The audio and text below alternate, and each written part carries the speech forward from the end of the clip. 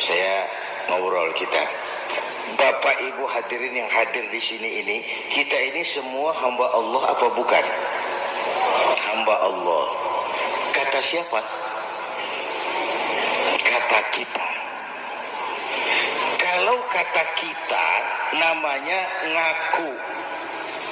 Ngaku itu boleh dan murah. Apa diakui? Kita belum tahu.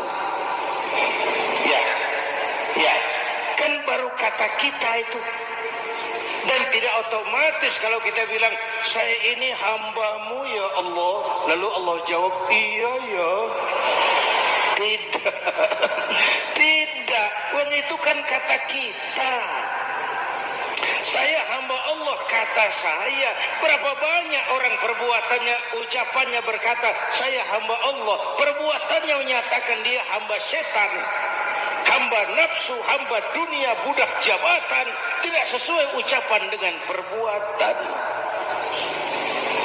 Jadi hamba Allah itu enggak mudah, digojlok, diuji. Coba lihat, yang jelas diakui sebagai hamba itu baru satu yang kita peringati ini, baginda Nabi. Allah mengakui kapan? Waktu menceritakan Isra dan Mi'raj. Apa yang dipakai kalimat? Subhanallazi asra bi'abdi. Maha suci Allah yang telah menjalankan hambanya. Hambanya. Muhammad itu hambaku, aku jalankan dia. Allah mengakui. Kapan kalimat ini turun? Setelah Nabi digojlok, ditempa, digembleng, diuji, difitnah, dicaci maki, dilontari kotoran unta, sahabat-sahabatnya dibantai. Lolos. Muhammad betul-betul hambaku. Ayo Isra Muhammad. Subhanallazi asra bi'abdi. Hambaku. Jadi kalau mau jadi hamba Allah ya diuji, digojlok, digembleng. Nah, mari kita lihat kehambaan baginda Nabi. Orang yang paling bersih hatinya Rasulullah. Orang yang paling baik akhlaknya Rasulullah. Orang yang dosanya sudah mendapat jaminan ampun Rasulullah. Tapi Rasulullah kalau sholat malam bengkak kakinya karena rajin sujud. Hati bersih, akhlak terbaik, dosa sudah diampuni. Tapi kalau sholat malam kakinya bengkak karena rajin sujud. Saya tahu di sini juga banyak yang kakinya bengkak. Cuma urusannya apa? Itu urusan masing-masing. Pada tingkat seperti itu Rasulullah, saya perlu Allah, saya perlu Allah, saya perlu Allah. Yang 100 tahun kita bangun selesai oleh gempa 3 menit. Ya.